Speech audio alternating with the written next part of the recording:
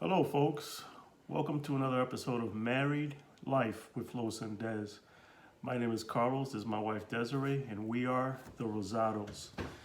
And today's topic, I'm going to let Desi discuss that. All right, so last time when you saw our first video, if you saw it, if not, you can go back and look for it.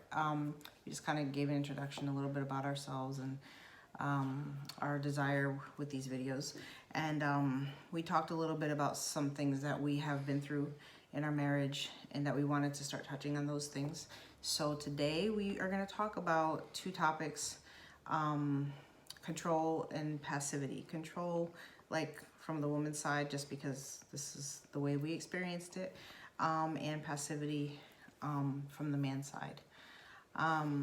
So basically, when we got married, I was the one who was controlling. I didn't even know it was a thing until we got married. I didn't realize it. And I've always been the type of person that I just wanted to be better, and I wanted to be a good wife. I wanted to do the things that it took to be the wife that not only he needed me to be, but that God wanted me to be. And so that was my heart before God, was always to show me myself, you know. And one thing that I came to find is that we come, or I should say, us Hispanics can tend to come from backgrounds where we have very strong women, and there's nothing wrong with being a strong woman, but as long as you have the right definition, because I feel like there are many women that think being controlling and being dominating and manipulative, or whatever you want to call it, all that comes in one package, that's being strong. But honestly, it's not. It's and it's hard. It makes it hard for a man, because in our situation, I was, I felt like everything had to be a certain way. I felt like if he wasn't doing things the way that I felt that they should be done, I would get frustrated. I would get irritated. Then along came our kids, and it was the same thing. I had these preconceived ways and ideas that I felt that everything needed to be. And, I would talk down to him. I would talk down to the kids. I was just a little bit of what it was like. And there is one aspect of it that was hard, because, see, he was very passive. And so there were times where I felt like if I didn't do it, it wasn't going to get done. If I didn't step up and do this or that, or take charge, well, nobody was going to, because he never was going to. But I didn't realize at the time that by my doing that, I was actually hindering him from taking his place, because there is a place that the man should have in the home and in the marriage that is for him. It's God ordained. He should be the man of the home, the priest of the home. And when a woman does not know how to stand by his side and be his helper, and they're trying to always control and make things happen the way they think they should happen, it does something to a man where he can't take his place. He can't do what he's supposed to be doing. And it took me a long time to really get that. And it took a lot of, honestly, surrendering to God, because it was so ingrained in me. It was all I ever knew. And, it's something that I had to unlearn. And I had to learn how to let God mold me and shape me and show me how to be a helper, how to be an encourager, how to be his cheerleader, how to even allow him to do things his way and not feel like he had to do things my way, not have to always go behind him and be fixing everything, because that's what was natural to me. One thing I'll add to that is, don't mother your husband. Your husband already has a mother. He doesn't want you to be his mother. A lot of women think that by mothering him is helping him. That's not helping him. Helping him is a completely different thing. You don't have to bark at him and tell him that he needs to do this and he needs to do that, because a man is never going to respond to that. A man is going to respond to respect. He's going to respond to you speaking to him in a respectful way. And I'll say this, I know this is our story. I'm sure there's other people who have had different situations, and maybe a wife deals with a man who is, you know, abusive or something like that. That's a whole different thing. A woman, no one should ever take abuse. That's a whole other issue. But this is our case. And one thing I do want to say is, if you don't know it, control is rooted in fear. Control, manipulation, all of that is rooted in fear. And we're not supposed to be fearful. Fear is one thing that, you know, if you deal with that, you know, lay it before God. Let God have that. Let him teach you how to live differently, because there is a freedom that you can have when you learn to lay that down and realize that you never really do have control. It's a deception. If you think that you have control and you think that if everything goes your way, everything's going to be perfect, you're deceived. It's not reality. And there's a freedom that you have when you learn to let that go, first of all, to God. And when you allow him to have full control of your life, of your marriage, of your home. And when you realize that he knows your beginning from your end, he sees the future, he knows your past, and who better to trust than him, who already knows what's coming in the future. And when you learn to trust him, you can learn to lay down control, and you can learn that that you don't have to have control over your husband, your kids, and everything that goes on. And that's stressful, and that causes issues in your physical body after time.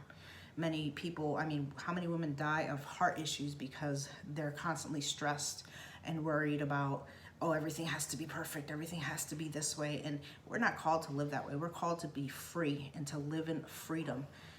And for me, when I came to that, it changed my life completely, and it changed our marriage, because I learned how to treat him the way that he needed to be treated, to love him, to admire him, and to encourage him. And it took me years to learn to step back and to let him take his place. Because when you deal with that, it can take time, because it's a constant thing that you feel that you have to constantly jump in, and you have to learn how to back off and say, okay, God, I'm going to let him do this. You help him to be the man that he's supposed to be, and pray for your husband. That is one of the greatest things you can do. Is we can't change anybody, you know, even ourselves. God does the changing when we leave it in his hands. So for me, that was a great lesson I had to learn, was loving him the way that God loved me, and praying for him, and praying that God would help him to be the man that he was meant to be. And he had a lot of struggles, and I'll let him talk in a second. But you're doing good. Thank you. But that was something that I had to learn, and that took a long time as well, because I had to learn that my prayers, it wasn't God, change this man, change my husband, change him, because I just can't deal with this. It was more like, Father, help me to change me. You change me, but help me to look at me. Help me to be honest with myself and deal with my own stuff. And you deal with him, and you have your way in his life, and you help him, and you help him to heal, and everything that needs to happen in his life. And honestly, learning that was huge for me, and it still is. It's still something I always go back to.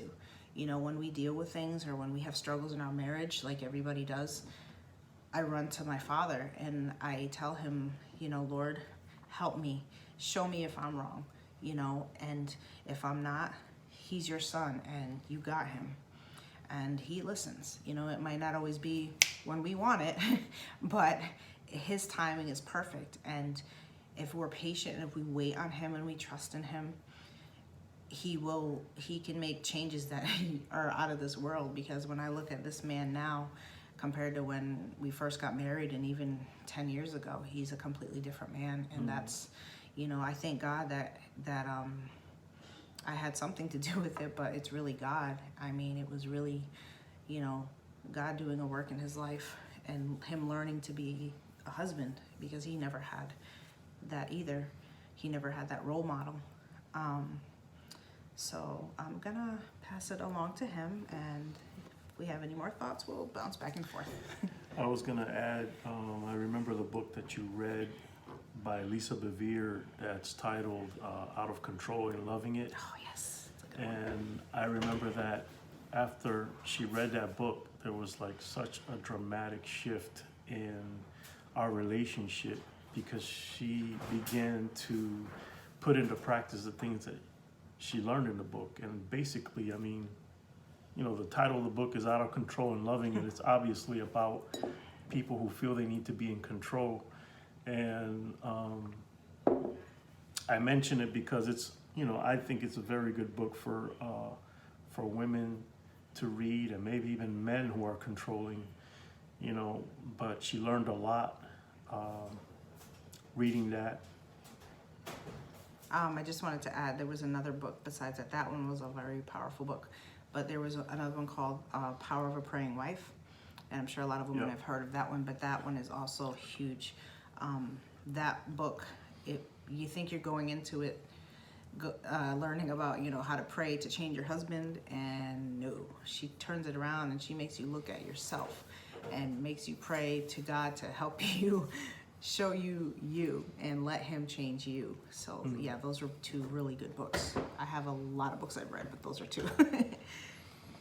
Okay, for the men's side, I mean, I'll talk about myself here.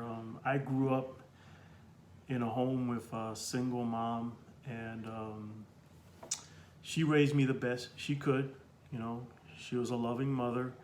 She wasn't perfect, but some of the times I can remember where I should have learned to do things on my own and to be a little bit more independent and stuff.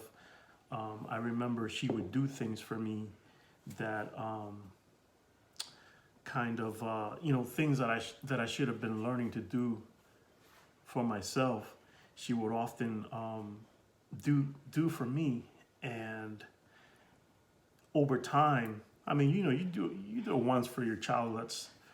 It's called loving your child. You do it too often, you're kind of crippling them from being able to learn to be independent and responsible and all that goes with that. And you know, I just like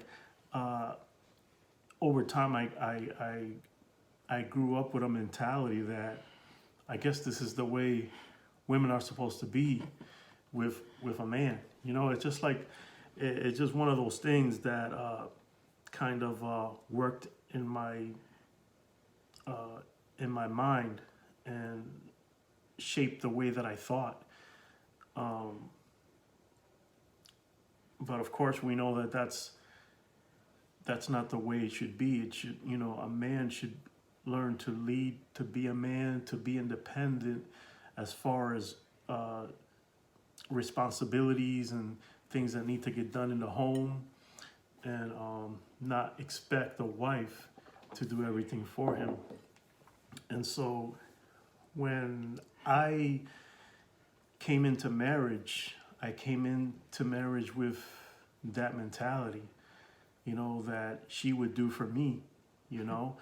And it was almost like subconsciously expected, you know, not in a harsh or a mean way. I didn't, you know, but I would step back, you know, instead of taking charge and being proactive and doing what I'm supposed to do. It's like, it's almost like I was mentally crippled, you know. It's weird, but and it frustrated Desiree many times. It frustrated her because she didn't understand what was going on.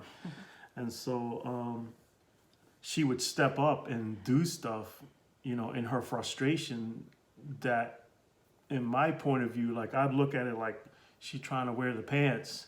And she wasn't trying to wear the pants. She was just doing things that if I didn't do it, well, she was going to do it because nobody's doing anything, you know. And in reality, you know, I wasn't stepping up in the leadership of the home. I was not stepping up as the priest of the home. And so this created frustration. It created confusion. And we had a hard time with our intimacy. It's just one of those things. But my encouragement to men who are potentially in this place, if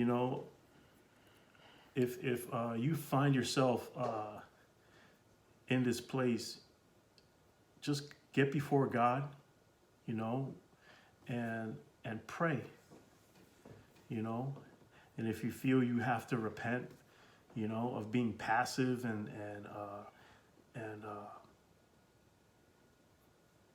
perhaps you feel like you've contributed to harm in your marriage because you have not stepped up. Get before Him and repent before God, and just ask Him to give you the grace and the wisdom to step up as a priest of the home, as a husband, and to do whatever necessary on your part to lead in your home.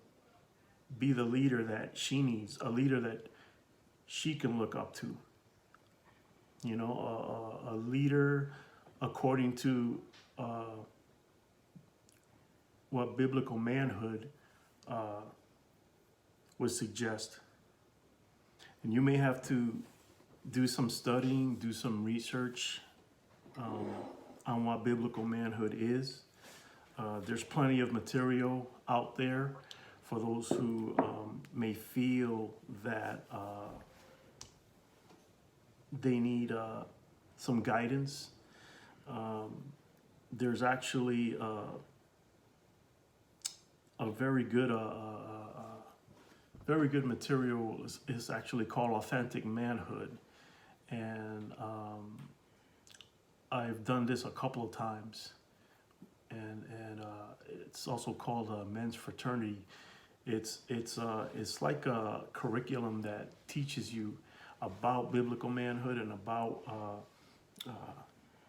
being responsible and not being passive, rejecting passivity, and it's chock full of so much wisdom, so many things that a man should know, so many things that we perhaps did not learn growing up, because you may have grown up in a home without a father and without that example. And so, there's material out there. Biblical manhood is not perfect, but it isn't passive either. It follows the example of Christ. Christ is our best example of what a man is. And we can only do this as we are empowered by His Spirit. When you're empowered by His Spirit, you can be the man that God designed you to be.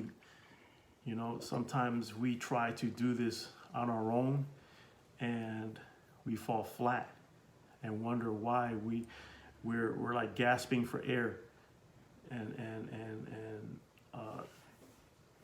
our wives are trying to figure out what's wrong with us, and we are, by nature, we don't like to ask for directions, and so That's true.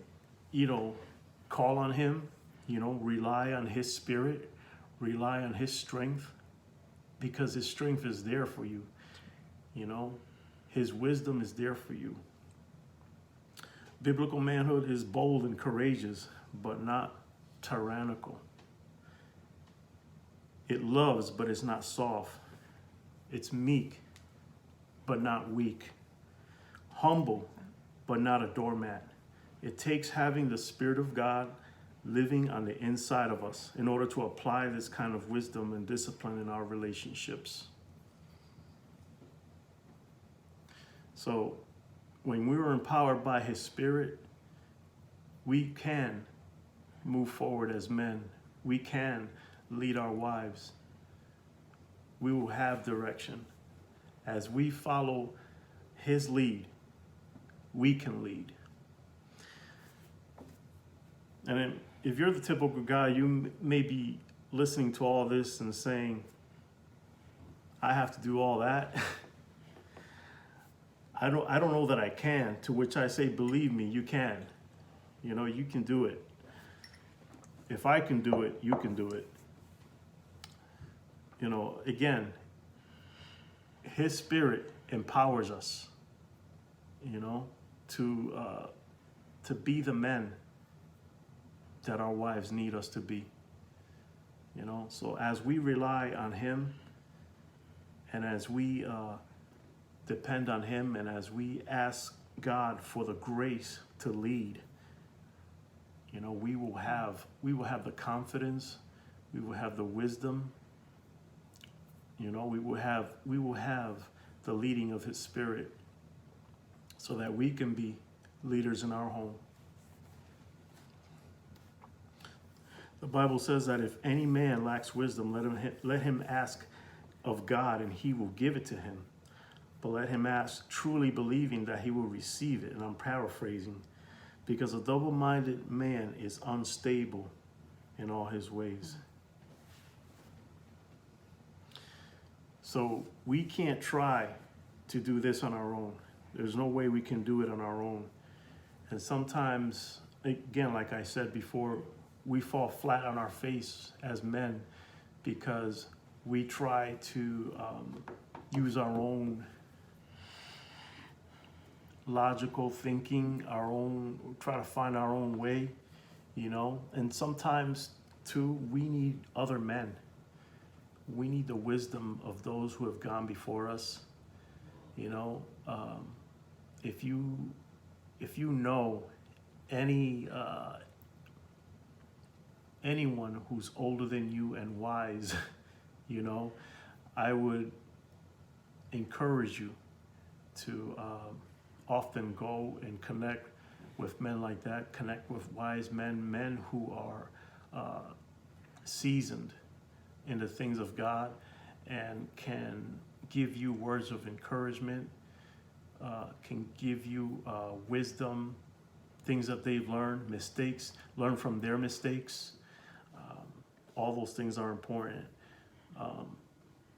And fellowship with men, you know, as you fellowship with other guys, you will find that you'll be stronger, you'll be encouraged, you're most likely to succeed in marriage. And don't try to get wisdom from single men about marriage, because it just doesn't work. You know, connect with married men that can point you in the right direction, that can give you words of counsel, and people who have good marriages. Exactly. I don't know what else we want to. I just wanted to say that I believe this goes for men and women, is when you live a surrendered life before God, he will empower you and help you and teach you to do all things, whether that's being a husband or being a wife. And in our case, that's just one of the things that we've come to him, asking him to teach us, to show us. And he will do that for you. You have to understand that things can take time. You have to allow yourself time to go through a process. If you're having to unlearn things that you've known all your life, you have to remember, how long did it take you to get here where you are right now? And how long is it going to take me to get here? And yeah, God can do a quick work in our lives, but overall, we have to be patient, and we can't try to rush things. You know, wives can tend to have this way of being where it's like, oh gosh, would you just hurry up? Would you catch up? You know, and it's like, you can't be like that. We can't expect that. I mean, God is not like that with us. Imagine if God was that way with us. So he's our greatest example. If we ask him to teach us to love the way that he loves, to be patient the way that he's patient, to be long-suffering, to be all of those things that he is to us, and put that in your marriage. You know, treat your wife the way that God treats you. He is so full of grace. Women, each other, actually give each other grace. You know, remember that we're not perfect. You're not perfect. He's not perfect. Don't expect him to be perfect. Don't expect her to be perfect. Allow each other to be human. And of course, if we make mistakes, apologize. Say sorry to each other. You know, that I'm sorry is one of the greatest things that you can say, as long as you back it up. You know, don't just you say the words, but change your actions. So I'm here thinking, you know, as I'm talking about controlling and, you know, versus helping. And what I wanted to clarify is basically, when you think about somebody who's controlling, a lot of times, not all the time, but a lot of times they can be nagging, or they can come across nagging. I'll say for myself, I had a moment in our marriage when God was really dealing with me with, you know, learning to be different and not just being who, you know, who I always was, or who I thought, you know, this is how it's supposed to be as a wife.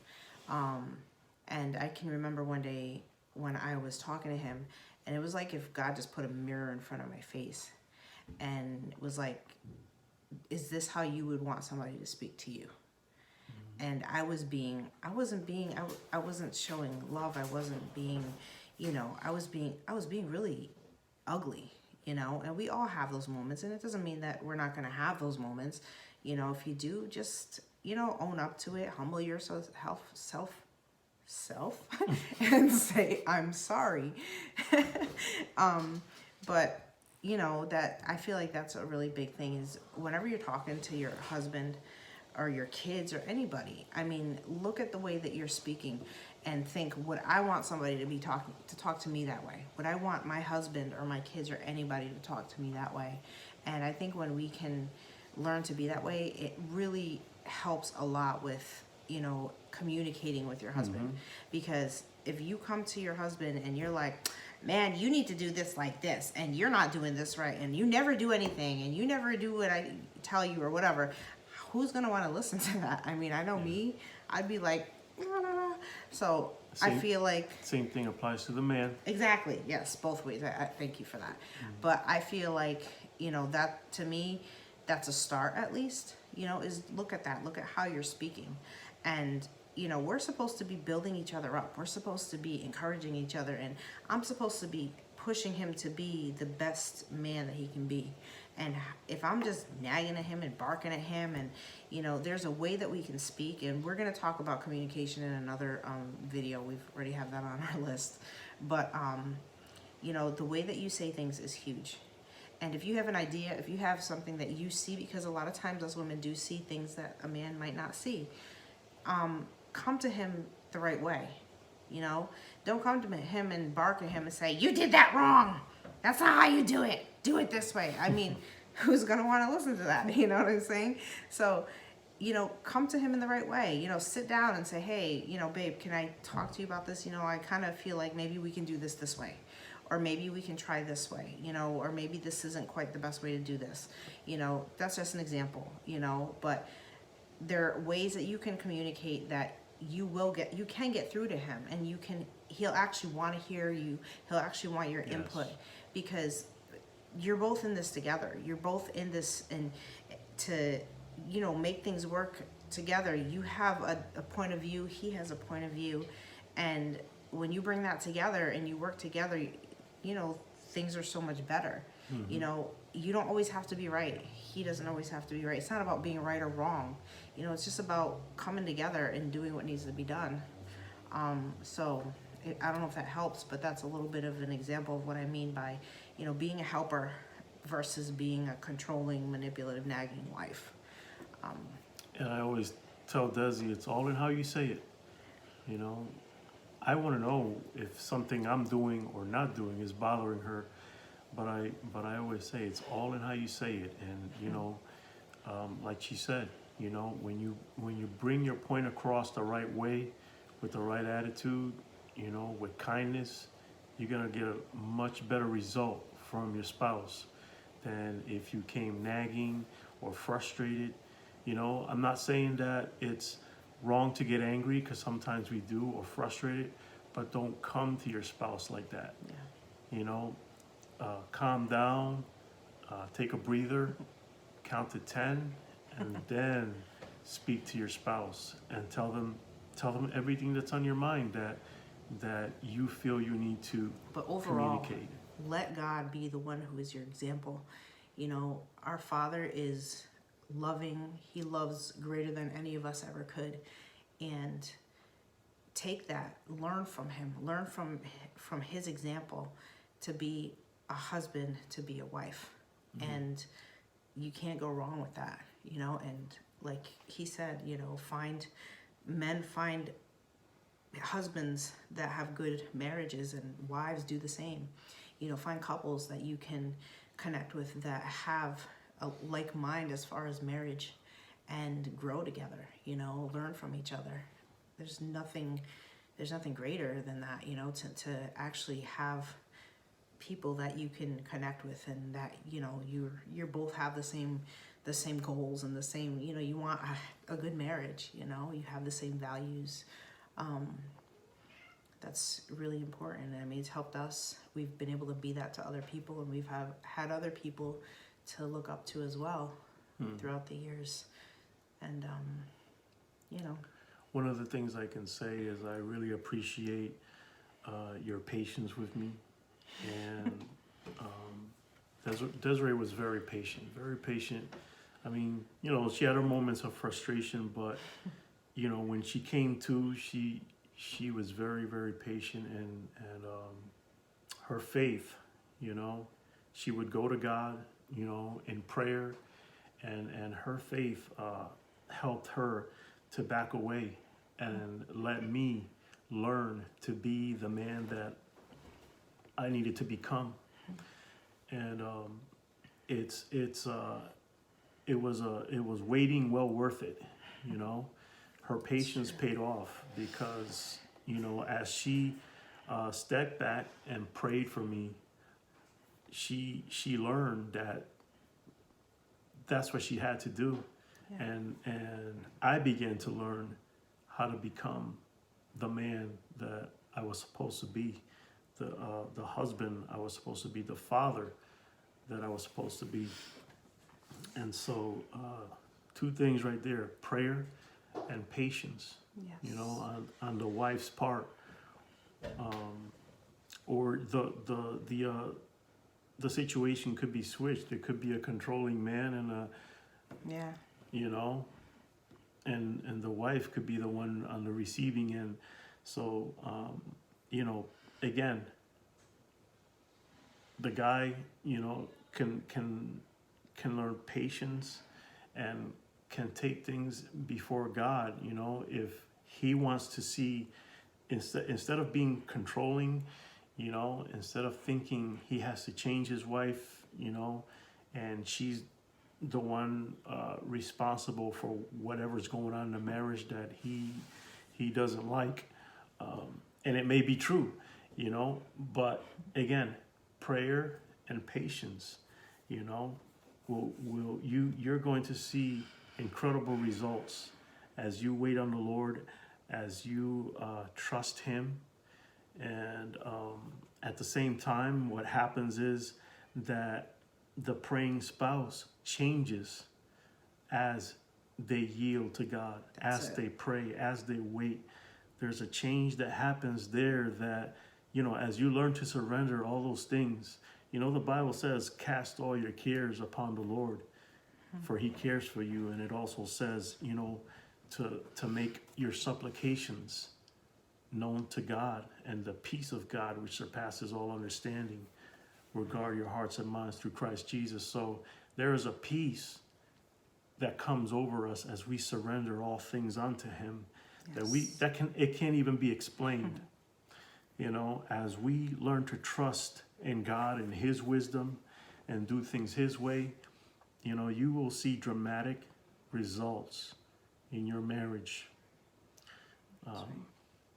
No matter what level you're at, you know, the greater the thing that the greater the dilemma and the thing that you're going through in your marriage, the more grace God is going to give you. So it's not the size of the problem, it's the size of our God, That's it. that will make the difference. As we learn to surrender, God will supply the grace that we need. That's right. Anything else? I think that's it for now. Thank you for watching, and we are going to try doing this once a week. We might throw some little ones in between. We're thinking about that, thinking of different ideas. If anybody has ideas, topics that they want us to cover, you can feel free to inbox us on Facebook or on YouTube, leave a comment. You can find us also on Twitter. It's Los and Des, at Los and Des Marriage, and on Facebook it's Married Life with Los and Des. So I hope we're helping somebody with this, and we're definitely going to keep up with these. We have a lot of topics, a whole list of topics that we'd like to cover. But like I said, if you have anything, just shoot us a message and let us know. And thank you for watching. God bless you. We love you.